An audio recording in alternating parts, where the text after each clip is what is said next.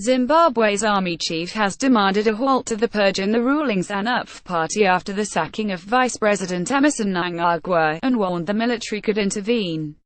The current purging, which is clearly targeting members of the party with a liberation background, must stop forthwith, Gen. Constantino Chiwenga told a media conference on Monday attended by about 90 senior army officers at military HQ.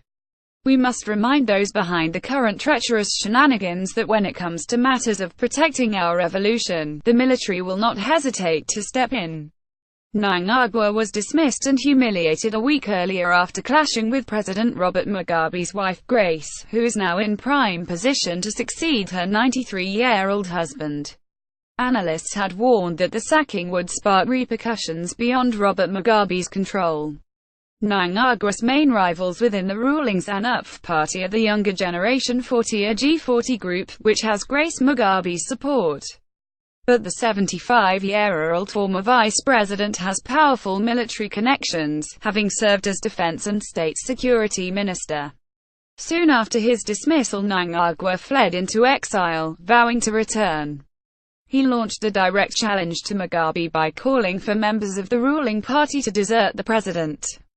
Mnangagwa, whose nickname is the Crocodile, defiantly told Mugabe that the party was not personal property for you and your wife to do as you please. Mugabe reacted by expelling his longtime confidant and former liberation war guerrilla from the party. President Robert Mugabe addressing party members with his wife, Grace.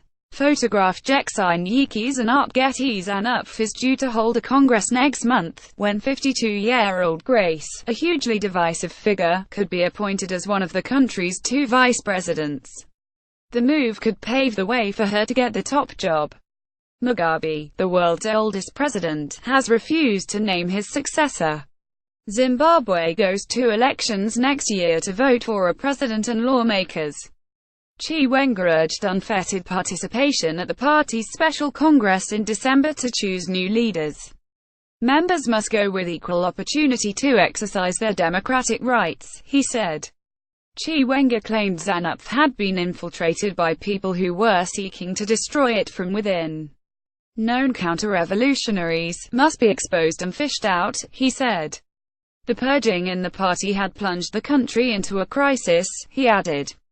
He also called on the ruling party officials to stop reckless utterance, denigrating the military, which is causing alarm and despondency within the rank and file. The army boss added that the infighting in the party was damaging the country, which is gripped by an economic crisis. There is distress, trepidation and despondence within the nation, he said. As a result of the squabbling, there has been no meaningful development in the country for the past 5 years.